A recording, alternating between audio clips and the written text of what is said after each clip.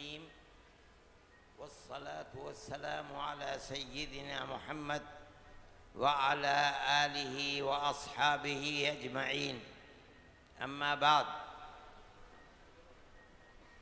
इस कॉन्फ्रेंस के सदर मोहतरम मौलाना असगर इमाम महदी साहब और हमारे मोहतरम मेहमान मुकर्रम शेख इमाम हरम मदनी और राबता आलम इस्लामी के नायब जनरल सेक्रेटरी और अबू ज़बी से आए हुए मेहमान खुसूसी और तमाम मुअज़्ज़ज़ मेहमान और जमइयत अहले हदीस के तमाम वर्कर्स और मेहमानान इज़ाम, हकीकत ये है कि इन हज़रात की मौजूदगी में और इनके बड़े कीमती बयानात जो किताब व सुन्नत की रोशनी में पेश किए गए हैं,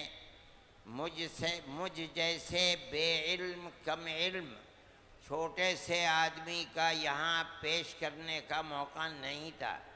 मैं तो इस्तिफ़ादा करने की गरज से आया हूँ।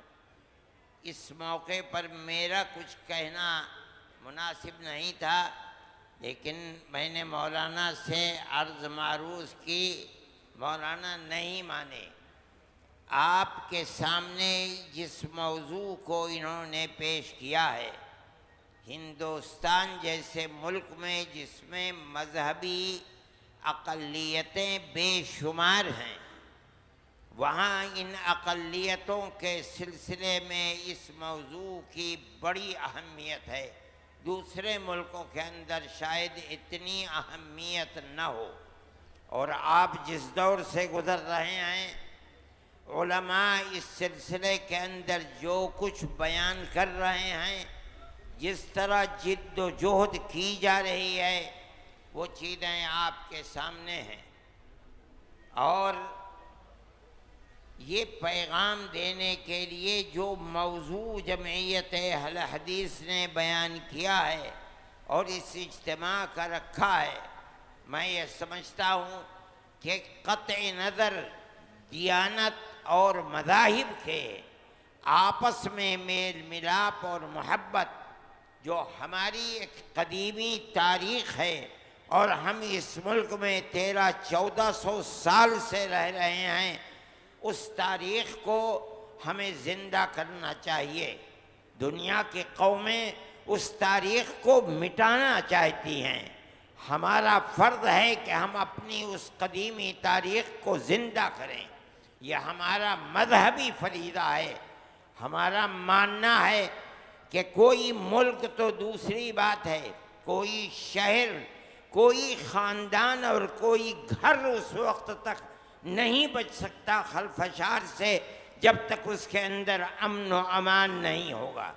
इसीलिए हज़रत इब्राहीम अला नबीना व अलैहिस्सलातु व तस्लीम ने जब अपने बच्चे और उसकी माँ को लाकर इंद बैतिहिल मुहर्रम अल्लाह के घर के पास छोड़ा था और वहाँ कोई आबादी नहीं थी, उस वक्त जो दुआ की थी, रब्बि जअल हाज़ल बलद आमिना, रब्बि जअल हाज़ा बलदन आमिना, ऐ अल्लाह जो आपने मुक़द्दर फरमाया है, जहाँ मैं आज अपने बच्चे को छोड़ कर जा रहा हूँ, आइंदा चलकर ये बलद बनेगा, इस बलद को अमन वाला बलद बनाइए, इसलिए कि दुनिया का कोई बलद बग़ैर अमन के, अमन व अमान के साथ ज़िंदा नहीं रह सकता।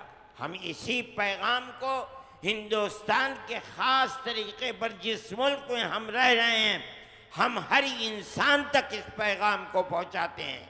और मैं मुसलमानों से कहा करता हूँ, जमीयत उलमा के प्लेटफार्म पर मैं यहाँ भी कह रहा हूँ, हमारा कोई इख्तिलाफ किसी मुसलमान का इस मौजू में नहीं हो सकता।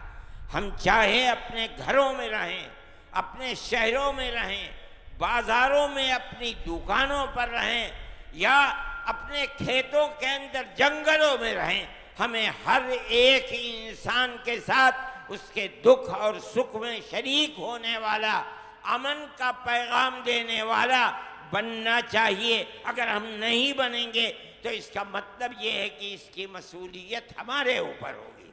आज जिस मौजू के पेश नज़र इस इज्तिमा को बुलाया गया है, मैं समझता हूँ कि ये इज्तिमा इस वक्त हिंदुस्तान में और सारी दुनिया के अंदर आप जहाँ चले जाएं, जिस मुल्क में चले जाएं, मुसलमान एक ऐसे मौजू से दो चार है जिसके अंदर सबसे ज़्यादा ज़रूरत अमन व अमान, प्यार व मोहब्बत और दुख और उसमें शरीक हो, दुख दर्द में शरीक होने की चीज़ है।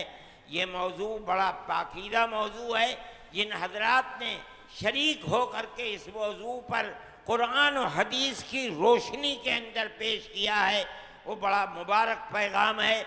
मैं आप हजरात से ये बात कहता हूँ कि आप जहाँ भी रहें, दुख और सुख में शरीक रहें।